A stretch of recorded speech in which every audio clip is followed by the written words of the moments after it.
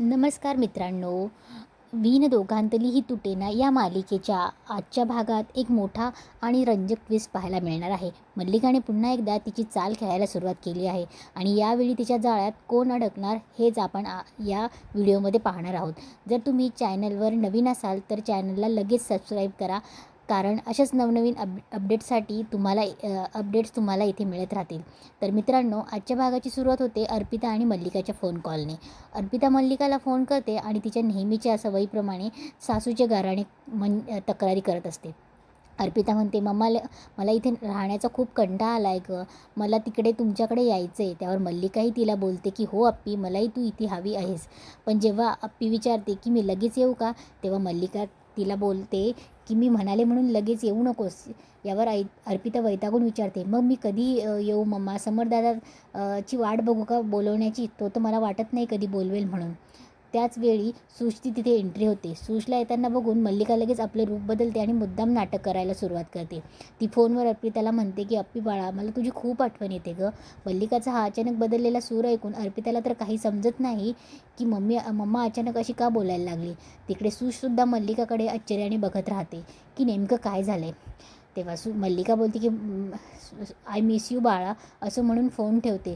सूज जेव्हा मल्लिकाला विचारते की मॉम इन लॉ काय झालं, तेव्हा मल्लिका भावनिक होण्याचं नाटक करते की सूज बघ ना गं, मला माझ्या मुलीची खूप आठवण येते. सूजसुद्धा तिच्या बोलण्यात येते आणि स्वतःच्या आईची आठवण काढत म्हणते की मलाही माझ्या मॉमची खूप आठवण येते. कधीकधी ती रागवते, पण आठवण तर येणारच ना, माझा जीवही लावते. यावर मल्लिका सूजच्या भावनांचा फायदा घ्यायचा ठरवते. ती सूजला म्हणते, हो ना, आई मुलीची माया वेगळीच असते. पण सूज, तू तुझ्या मम्माकडे जाऊ शकतेस आणि तुला हवं तितकं राहू शकतेस. जे सुख माझ्या नशिबात नाही आहे ते तुझ्यापासून हिरावलं जावं असं मला वाटत नाही. मल्लिकाचं हे बोलणं ऐकून भोळी सूज एकदम खुश होते आणि विचारते, मॉमिनला खरंच जाऊ शकते? मल्लिका तिला होकारही देते. सुशला जाळ्यात ओढल्यानंतर मल्लिका तिची पुढची चाल खेळते. ती सुशसमोर अर्पिताचं खूप कौतुक करायला लागते आणि सिंपती मिळवते. माझं या घरात ऐकतं कोण? अर्पिता तिथे रडत होती गं. मल्लिकाच्या तोंडून हे ऐकल्यावर भोळी आणि बावळट सूश एकदम चक्रावून जाते. ती म्हणते, बापरे, अर्पिताताई रडत होत्या? माझ्याकडे या घरचे अधिकार असून माझ्यासमोर कोणी रडतंय? आता सूश नेहमीप्रमाणे स्वतःच्याच धुंदीत काही ना काही बडबड करत असते आणि मल्लिका नेमकी याच गोष्टीचा फायदा उठवते. मल्लिका सूशला चक्क हरभऱ्याच्या झाडावर चढवते. मल्लिका मुद्दाम सूशला चिडवण्यासाठी म्हणते, पण तू काय करणार सूश? समर आणि स्वानंदीला अर्पिता इथे आलेली अजिबात आवडत नाही. मल्लिकाने एवढ्या म्हटल्यावर सूजचा इगो दुखावतो. ती तावातावाने म्हणते, असं कसं आवडणार नाही? माझ्याकडे अधिकार आहेत या घरचे. मी आता अर्पिताताईंना फोन करते आणि त्यांना इथे बोलावून घेते. सूजचं हे बोलणं ऐकून मल्लिका मनातल्या मनात खुश होते. सूज अगदी मूर्खासारखी उड्या मारत अर्पिताला कॉल करायला निघून जाते. सूज तिथून गेल्या गेल्या मल्लिका लगेच अर्पिताला फोन लावते आणि एकदम खुश होऊन सांगते, अप्पी अगं, एकदम गुड न्यूज आहे. ती बावळट सूश आता तुला फोन करणार आहे आणि इथेच बोलावणार आहे. तू पटकन तुझी बॅग भरायला घे. मल्लिकाचा हा मास्टर माइंड प्लॅन ऐकून अर्पिताही थक्क होते आणि विचारते, मम्मा तू नक्की कुठली सूत्र फिरवलीस आता? यावर मल्लिका अत्यंत हसत म्हणते, अप्पी, सूशच्या अधिकारांचा वापर करून मला अजून बरीच सूत्र फिरवायची आहेत. तू फक्त लवकर येण्याची तयारी कर. आता इकडे दुसऱ्या बाजूला मात्र समर आणि स्वानंदीचे अतिशय गोड आणि रोमॅन्टिक क्षण आहेत. रात्री फुटबॉलची मॅच बघितल्यामुळे समर खूप उशिरापर्यंत झोपलेला असतो आणि सकाळी मस्त घोरत असतो. स्वानंदी सकाळी छान अंघोळ करून आवरून तिथे येते. समरला असं घोरताना बघून स्वानंदीला खूप हसू येतं. ती हळूच समर झोपलेल्या सोफ्यावर येऊन बसते आणि तिची खोडकर बाजू जागी होते. स्वानंदी तिच्या साडीच्या पदराचा दोरा हळूच समरच्या नाकाजवळ फिरवून त्याला उठवण्याचा प्रयत्न करते. समरच्या नाकाजवळ दोरा गेल्यावर तो झोपेतच काहीतरी हालचाल करतो. तशी स्वानंदी घाबरून पटकन उठायला जाते, पण तितक्यात काय होतं, स्वानंदीच्या साडीचा पदर समरच्या हाताखाली दाबला जातो. स्वानंदी तो पदर हळूच काढण्याचा प्रयत्न करते, कारण तिला समरची झोपही मोडायची नसते. ती अलगद पदर ओढते. तशा समर झोपेतच गुदगुल्या होतात आणि तो झोपेतच हसून उठतो. असं 2 वेळा होतं. समरला झोपेत असं गोड हसताना बघून स्वानंदीला खूप हसायला येतं. स्वानंदी तिथून उठणार तितक्यात समर डोळे उघडतं आणि जोरात हसायला लागतो. आता समर जेव्हा हसत उठतो तेव्हा तो स्वानंदीला विचारतो, तुम्ही इथे काय करतायत नक्की? स्वानंदीला तर तिचं हसू आवरतच नसतं. त्यावर समर लगेचच रागावून म्हणतो, तुम्ही माझ्यावर हसताय आणि मला खरं सांगा, तुम्हीच मला गुदगुल्या करत होतात ना? स्वानंदी स्वतः म्हणते की अहो मी कशाला गुदगुल्या करू तुम्हाला? माझा साडीचा पदर तुमच्या हाताखाली अडकला होता. पण समर बोलतो की पदर कसा अडकेल तुमचा माझ्या हाताखाली? मला पक्क माहिती आहे आजीनेच तुम्हाला सांगितलं असणार की मला गुदगुल्या केल्यावर मी उठतो म्हणून, लवकर उठेल म्हणून. हा तुमचा आणि आजीचा प्लॅन आहे. स्वानंदी पुन्हा हसते आणि बोलते की नाही हो, मी खरं सांगते. मी इथून चालले होते आणि पाहिलं तर तुम्ही जोरजोरात घोरत होतात आणि आजीचा याच्याशी काहीही संबंध नाही आहे. तेव्हा स्वानंदीने घोरत होता म्हटल्यावर समरचा इगो दुखावतो. तो म्हणतो, मी घोरत होतो? स्वानंदी मॅडम, तुम्ही साफ थापा मारताय. माझी झोप अतिशय शांत असते. तुम्ही उगाच माझी मजा घेताय आणि नंतर आजीला मिळून माझ्यावर हसणार आहात. यावर स्वानंदी त्याला चिडवत म्हणते, अहो मला जर हसायचंच नसेल ना तर मी आणि आजी चार्ली चॅप्लिनचा मूव्ही बघू ना. समर लगेच बोलतो, म्हणजे काय, मी फनी नाही आहे? स्वानंदी म्हणते, मुद्दा तो नाही आहे, मुद्दा हा आहे की तुम्ही घोरत होता. शेवटी समर तिला चॅलेंज देतो की तुमच्याकडे काय एव्हिडन्स आहे की मी घोरतो याचा? त्यावर स्वानंदी त्याला मस्त उत्तर देते की ठीक आहे, नेक्स्ट टाईम तुम्ही जेव्हा घोराल ना तेव्हा मी तुमचा व्हिडिओ रेकॉर्ड करून तुम्हाला दाखवेल.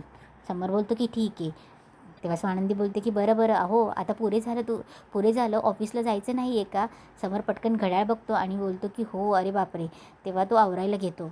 आता इकडे मंदाकिनी किचनमध्ये पोहे काढत उभी असते. तितक्यात तिथे अधीरा येते आणि अगदी प्रेमाने म्हणते, गुड मॉर्निंग आई. पण मंदाकिनी मात्र चेहऱ्यावर कोणताही आनंद न दाखवता फक्त हं करते.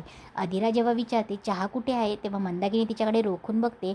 अधीराला परिस्थिती समजते आणि ती लगेच म्हणते, ओके मी चहा ठेवते सगळ्यांसाठी. पण मंदाकिनी एवढ्यावर कुठे थांबणार? ती लगेच विचारते, फक्त चहाच ठेवणार आहेस का?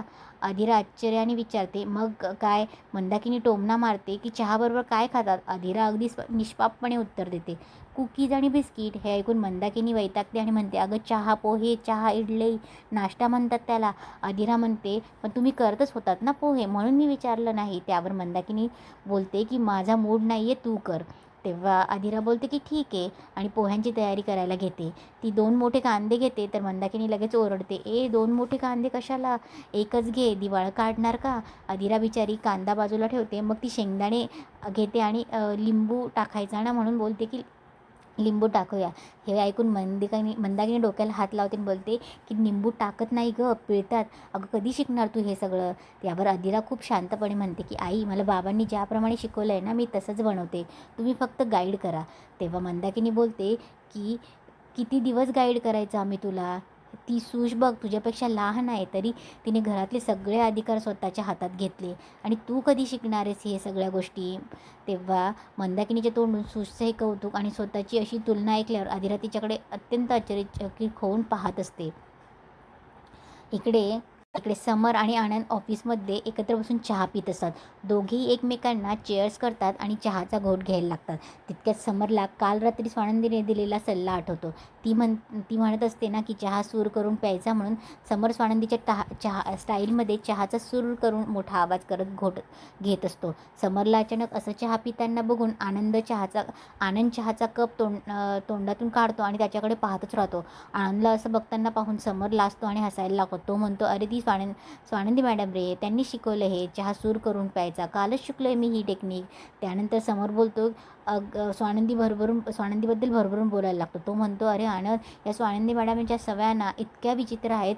कधी चक्क झाडांची गप्पा मारत बसतात, चहा तर अशी सूर करून पितात आणि सर्वात भारी म्हणजे हसताना त्यांना अशी टाळी वाजायची सवय आहे ना, ती टाळी स्वतःला देतात की समोरच्याला हे कळतच नाही. आणि सकाळी आंघोळ झाल्यावर जेव्हा केस ओले असतात ना तेव्हा ते केस पुसत अख्ख्या घरभर हिंडत राहतात. त्या केसांचं पाणी घरभर शिंपडत असतात. समर अगदी डोळे मिटून प्रेमात पडून स्वानंदीच्या या सगळ्या सवयींबद्दल बोलत असतो. आनंद मात्र मिश्किलपणे हसत त्याच्याकडे रोखून बघत असतो. समरची डोळे उघडत आणि तो विचारतो, काय रे, काय बघतोयस? तेव्हा आनंद त्याला आरसा दाखवत म्हणतो, बापरे समर, तुझ्या मनातल्या या सगळ्या गोष्टी तू किती आतल्या आत दडवून ठेवल्या होत्यास रे. पण काय आहे ना, जेव्हापासून स्वानंदी मॅडम आल्यात तेव्हापासून तुझ्या मनातल्या या भावना आपोआप उलगडायला लागल्यात. आनंदने असं पकडल्यावर समर जरा गडबडतो आणि स्वतःला सावरतो आणि म्हणतो, अरे काय बोलतोयस तू? मी फक्त त्या काय काय करतात ते सांगतोय, मी काही त्यांचं कौतुक करत नाही आहे. यावर आनंद समरला एक जबरदस्त टोमणा मारतो. आनंद म्हणतो, हो ना, तू कुठं त्यांचं कौतुक करतोयस? पण काय असतं ना समर, काही काही लोक असतात जे दिवसभर फक्त आपल्या बायकोचं कौतुक करत बसतात. त्या नादात त्यांचं कामाकडे लक्षच नसतं, फक्त बायको बायको आणि बायको. काहींना या सवयी म्हणजेच वियर्ड वाटतात, पण ज्यांचं खरं प्रेम असतं ना त्याला या अजिबात वियर्ड वाटत नाहीत. काही लोक काम सोडून फक्त बायकोंच्या आठवणीत रमतात. आनंदने मारलेला हात थेट टोमणा समरला बरोबर लागतो. तो भानावर येतो, पटकन घड्याकडे बघतो आणि कामाच्या फाईल्सकडे बघतो आणि तोंड लपवत म्हणतो, ए चल चल चल पटकन, खूप काम आहेत आपल्याला. आणि पटकन घाईघाईत काम करायला घेतो. समरची गोड अवस्था बघून आनंदलाही मनामध्ये खूप हसायला येतं. आणि इकडे सकाळी स्वानंदी आजीला विचारते, आजी चहा ठेवू का तुमच्यासाठी? आजी म्हणते, नाही गं, सकाळपासून 2-3 वेळा चहा झालाय, मी जरा बागेत फिरून येते. आजी बागेत जायला निघते, तेवढ्यात तिची आणि स्वानंदीची नजर हॉलमध्ये जाते आणि दोघेही थक्क होतात. अख्ख्या घरात कुणाच्या तरी स्वागताची जय्यत तयारी सुरू असते. आजी एका स्टाफ मेंबरला विचारते, काय चाललंय हे सगळं, कोण येणार आहे? तेव्हा स्टाफ मेंबर बोलते, आम्हाला काही माहीत नाही, फक्त तयारी करायला सांगितली आहे स्वागताची. स्वानंदी विचारात पडते की हे कोणी केलं असेल. तितक्यात तिथे सुश येते आणि मोठ्या दिमाखात येऊन म्हणते, हे सगळं मी केलं आहे. स्वानंदी जेव्हा विचारते, पण सुश कोण येणार आहे? तेव्हा सुश उद्धटपणे म्हणते, ताई सरप्राईज आहे, हे सरप्राईज असतं, थांब ना जरा. प्रत्येक वेळी माझ्यावर अशा प्रश्नांची इरोगेशन्स का करत असतेस? सुशचा हा सूर ऐकून आजीचा पारा चढतो. आजी तिला कडक शब्दात सुनावते, सुष्मिता काय चाललंय हे तुझं? तुला किती वेळा सांगितले की ताईशी मोठ्या आवाजात बोलायचं नाही? तुझे अधिकार आम्ही मान्य करतोय, पण अधिकार गाजवणं आणि ओरडून बोलणं यात फरक आहे ना. स्वानंदी सुशला समजवण्याचा प्रयत्न करते, सुश बाळा, या घरात समर सरांनाही प्लॅनशिवाय काही चालत नाही. आजी पुढे म्हणते, या घराचे काही नियम आहेत, इथे सगळं प्लॅनिंगनुसार होतं, आधी डिस्कशन होतं आणि मगच निर्णय घेतले जातात. या सगळ्या वादात तिथे मंदाकिनी आणि अंशू येतात. घराची सजावट पाहून मंदाकिनी विचारते, काय झालं सुश, काय एवढा आवाज आहे आणि कोणी येणार आहे का? स्वानंदी म्हणते, आई, आम्ही पण तिला मगापासून हेच विचारतोय. काकू, आम्ही पण मगापासून हेच विचारतोय. मंदाकिनी विचारल्यावर सुश एकदम तोरत उत्तरते, या घरची डॉटर येणार आहे. तर मित्रांनो, मल्लिकाचा प्लॅन यशस्वी झाला आहे आणि अर्पिता पुन्हा एकदा समर राजवाड्यांच्या घरात परतली आहे. अर्पिताला अचानक समोर बघून स्वानंदी आणि आजीच्या पायाखालची जमीनच घसरते आणि त्यांना प्रचंड राग येतो. पण दुसऱ्या बाजूला मल्लिका आणि अंशूच्या चेहऱ्यावर मात्र विजय हसू असतं. आणि याच ड्रामावर आजचा एपिसोड इथे संपतो.